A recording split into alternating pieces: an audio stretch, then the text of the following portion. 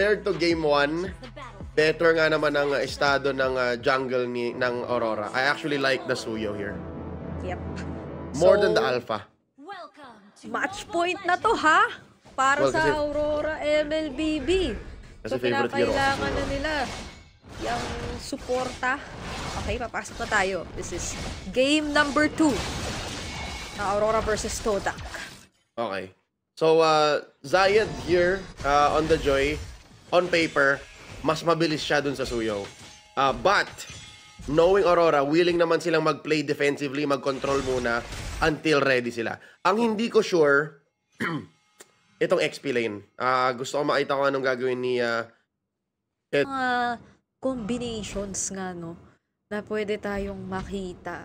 So, tingnan natin kung mapapagana nila this time around. Kasi, laning matchups, yung sa XP lane, sabi natin, curious tayo. Mas expected yung rotations agad from Momo.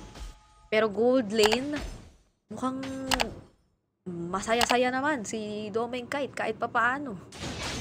Yeah. Actually, laning ng isang Iritel ay medyo solid naman. Given na ako bilang non-gold laner, nagigets ko yung matchup. So, ibig sabihin nun, control lang ang name of the game for Aurora until the first turtle, which is gonna be sa bottom lane.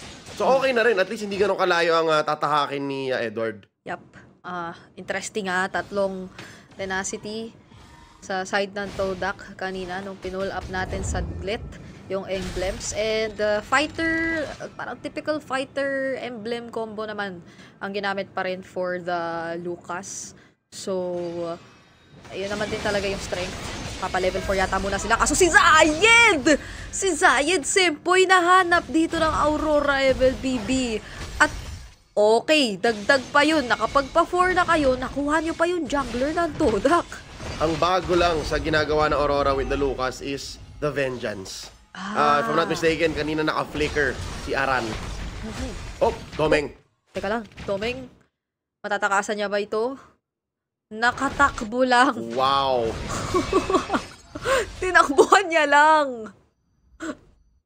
Oh, well, to be fair, nakasakay sa Leon si Domeng Kite and nakapaalan tong dalawa. So, jokes aside, I'm excited to see what Edward will do dito sa Vengeance Lucas. So, ito yung pang gitgitan, pang dikdikan na Lucas. Oh, kaya niya ba? Wow. Medyo tatagalan dito yung Edward, And, yeah, sprint din. Na-pick up naman dito ni Domeng Kite. So, pabor sa Aurora so far. Hindi pa, or magle-level 4 pa lang si Hazelnut Sempoy. Kani-kanina pa masaya-saya ang Aurora dito sa kanilang kinatatayuan. Pero, nasa baba. Hindi pa sobrang kinakailangan umakyat ng Aurora this time. Pero parang pwede talaga sila mag-focus sa other parts ng map given yung nature ng matchup ni Domeng Kite. Yep. Lamang sila doon so they can leave him alone. Tapos si Momo Sempoy, Yun pa. Ganitong mga classic ingredients ang hinahanap natin. Pero maganda yung bawi ng Todak. Nakuha nila si Edward. Pero si Momo Sempoy siya yung unang napatumba. Napakaraming low sa magkabilaang sides. Balik na muna sa lanes. Tapos na yung aksyon. Sa totoo lang, kung matamaan ako ng ganong klaseng CC, Glorious Pathway, tapos na Deadly Grasp pa. Is that what it's called? The Deadly Grasp, right? Oo, the Deadly Grasp. Pag na-terrify ako ng ganon, usually tapos na yung laban. Pero it just shows you na sobrang aware ng Aurora sa nangyayari sa team fights na walang may isang namatay, si Edward. Pero I think willing naman si Abunjingjing na magbigay doon. Oo, inano niya na rin under the turret na rin, kumbaga denied, para nag-layer yung flash combo, mag-combo. So, eto na ang ating susunod na objective. It's the turtle na nag-spawn. Circling Eagle ginamit kay Zayed Sempoy. Hindi ka lang pwedeng lumapit. Yun at yun lang yung naging ideya ngayon ni The Healman. Napaka in the zone, locked in ni Rene J. Momentum from game 1, nagmatilda rin siya. And here's the same hero. Demon Kite, may hawak siyang retry ngayon. And hindi niya pa rin ginagamit. So this is the same kind of caution. Same kind of maingat gameplay from game 1. Yeah. Parang napigil no? Napigilan dito yung ine-expect natin na pressure from Zayed Sempoy as well. All starting with that one pick-off na napagtulungan siya nung Aurora prior first start. Na dahil doon, kanina level 7 yan, so kakasampal lang niya ng 8 levels behind, or talagang 1 to 2 levels behind siya against Demon Kite. 5 minutes into the game, nakikita natin ngayon na medyo dikit din naman yung gold. Puwera sa junglers, doon talaga pinakadama. Pero Deadly Grasp, grabe yung pagpigil. Gapiso na lang ang buhay ni Zaim Sempoy. Pero, pangilang beses na to, second time around, na si Edward ay sobrang sipag talagang mangulit dito sa mid lane ng Todak. Yon yung mga pwede mong gawin kapag naka-vengeance Lucas ka. Kapag flicker Lucas, kailangan mas maging maingat ka ng slight Pero bilang vengeance Lucas ka, ang ginawa ni Edward doon, tinayuan niya, tumagal siya lalo. Kaya rin naman gumanda yung positioning at priority ng Aurora in the other lanes. Yes, and now ay pwede na silang mag-focus ng kaunti kung paano nila palalawakin yung control nila sa map. Pero maagap din ang Todak. Halos kumpleto na nasamahan at naingatan dito yung kanilang Tore at si D. Sempoy. So, hindi pa masyadong maiaangat nila Doming Kite. Baka ngayon pa lang. Pero pababa na halos ang lahat para tumuloy doon sa turtle. Pero iba pala ang nais ng Todak. Grabe yun, nilapagan ng Glorious Pathway at gustong i-engage sana. Buti na lang nandoon si The Hitman. Binantayan niya at nagmisura siyang The Hitman's bodyguard. Pinotektahan niya si Doming Kite. Diba yung sasabi natin kanina, paano kung hindi magkasama si Doming Kite at si Rene J? Buti na lang magkasama sila. That could have been a pick-off. Pwedeng mawala lahat ng progreso ng Aurora from that point on. But unpunished sila. Diretso push, diretso turtle, diretso tier 2 pa sa baba. Yep. And leading currently ang Doming Kite duo natin in terms of gold. Na mukhang lalaki palalo kasi kakukuha lang nga nila ng isa na namang Tore dito sa bottom lane. Pero Zayed Sempoy, tutuloy ba siya rito?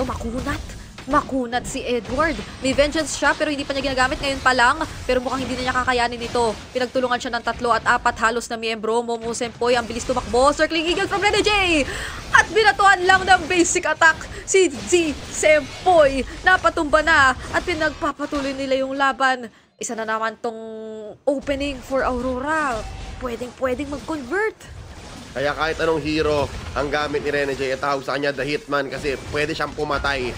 So, napatay niya pa yung Bruno sa disengagement nila. Aray. And now, walang minion, di ba push to, pero makapatay nila si Hazelnut.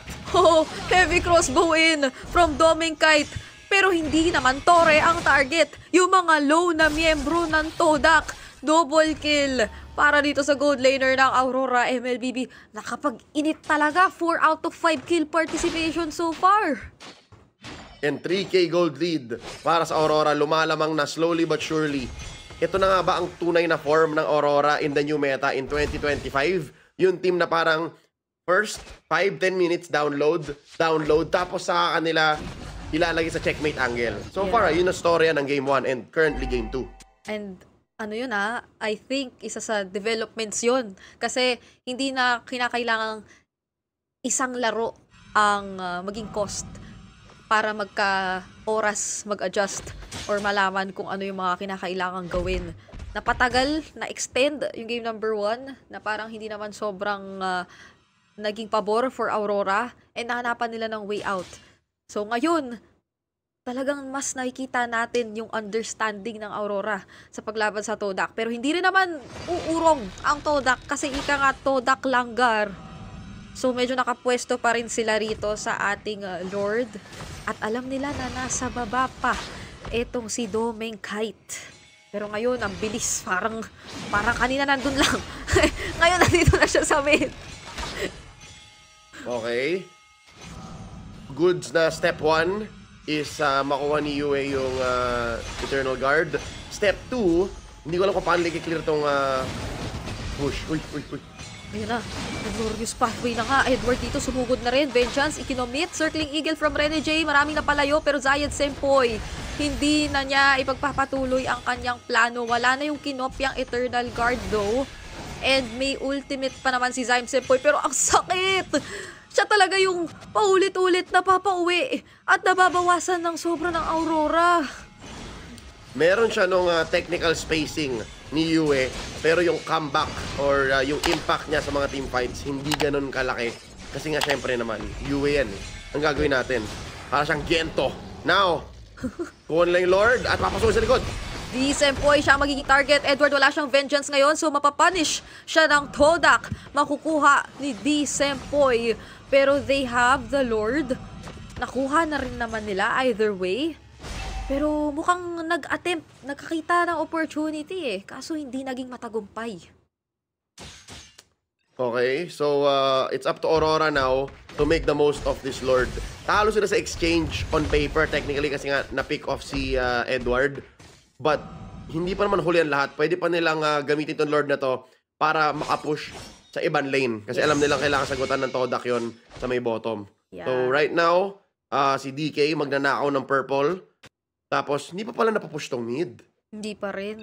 Parang ilang beses na natin nakikitang talagang nadedepensahan yung Bang! mid lane. Pero Zayed Sempoy inikutan lang at tinayuan pa kayata ni Domengkite. What the heck? Nilagpasan lahat ng miyembro ng Todak. Ganoon kalayo yung inabot nung guiding wind. At papasok na nga rin ngayon sila Edward. Vengeance ulit, ikinasa. Nandoon na rin yung kanyang pagbato ng Shockwave Blast.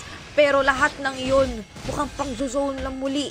Isa na namang tore ang nakuha ng Aurora MLBB. Linusutan ang Todak. Bri, tanong mo ako, paano ginawa ng Aurora yun? Paano ginawa ni Doming at ni Rene J? Paano? Ganito. Number 1, nag-flicker si Rene J. Lumusot siya dun sa pader. Tapos, sabi ni Doming kahit, wait lang, sama ako. Nag-sprint siya para pagka-guiding winds, pasok pa rin sa range. Pareho silang nakataas. Sagad-sagad yun. I think maximum range ng ginalaw nila yun. Plus, maximum range nung skill 2 nung guiding winds ni Rene J yun. What a connection. What a connection talaga. Ibang klase yun. Sa Aurora. Gusto ko marinig yung comms nun. Paano ba yun? Diba? Pwede, diba? Gusto ko rin. Mamaya kapag ka nagkaroon tayo ng opportunity, kailangan. Diba, Meng, sabit. Meng, sprint. Diba? Ano ba yun? Paano yun? Jay, sabit ako. Jay. Diba? Meng, dito, Ano yun? Meng. Okay. Mamaya. Diba? Jay, tingin. Jay. Diba? Paano yun? Po-confirm natin yan kapag nabigyan tayo ng pagkakataong makausap ang ilan sa mga miyembro dito ng Aurora. Pero papasok na naman si Edward. Napakaraming na displays. At si Domengkite, doon siya sa gilid manggagaling. Gusto niya yata talaga magwala at magbato ng kanyang mga pana. Killing spree na nga siya ngayon. Momo Sempoy ang unang mawawala. Edward takes down Hazelnut as well. At yung Eternal Guard, hindi na naramdaman. Dalawa, nakuha ng Aurora. Yung frontliners ng Todak, yung lumalanggar, ay napahimlay na for at least 15 more seconds. They'll be here for the Lord contest. Pero ang tanong, kailangan nyo bang mag-contest? Kaya nyo bang mag-contest? Kasi pagbalik nyo, may ult na ulit ang Lucas ng Aurora, si Edward. 10k ang lamang. Feeling ko, mag-ready na lang kayo mag-defend. Grabe, ganito pala. Pwede pala yung ganito na sa sobrang tapang ng Vengeance Lucas. Tas meron ka pang potential na maka-out lang din if hindi sobrang maging ideal ng situation. Tapos si Domengkite, siya na bahala sa sarili niyang anggulo. Basta may way out at may way out yung Aurora kapag ka nag-engage sila. So, Posible lang to kung may Matilda. posible lang to kung may Matilda. Oh, tinan mo yung angulo ni Momo. Ni Momo Sempoy. Wow. Oy. Pero ang sakit Ang sakit ng damage. Edward, pumasok! Naku, Di Sempoy, siya yung tinarget. Kaso hindi tumama yung Shockwave Blast. At si Momo Sempoy sa likod. Okay lang, masasagot siya agad-agad. Ito na, nagwawala na naman. Unleash the Beast. Mula rito kay Edward talaga. At wala ng inhibitor turrets na natitira. Inubos na siya ngayon ng Aurora Evil Queller. Kumonekta kay Di Sempoy. Pero hindi na nila makukuhaan ng Terrify. Pero ang sakit ng mga pana. Rene J circling eagle na naman. At nagwawala na nga dito. Electrifying beats pero hindi ito sasapat para bawian ng Aurora kasi sila ngayon ang isa-isang pinapatumba ng Aurora na ngayon. Hanggang ngayon kumpleto pa. Meron lang silang sustain. Kaya nila tong tagalan at hindi na rin nila patatagalin yung mismong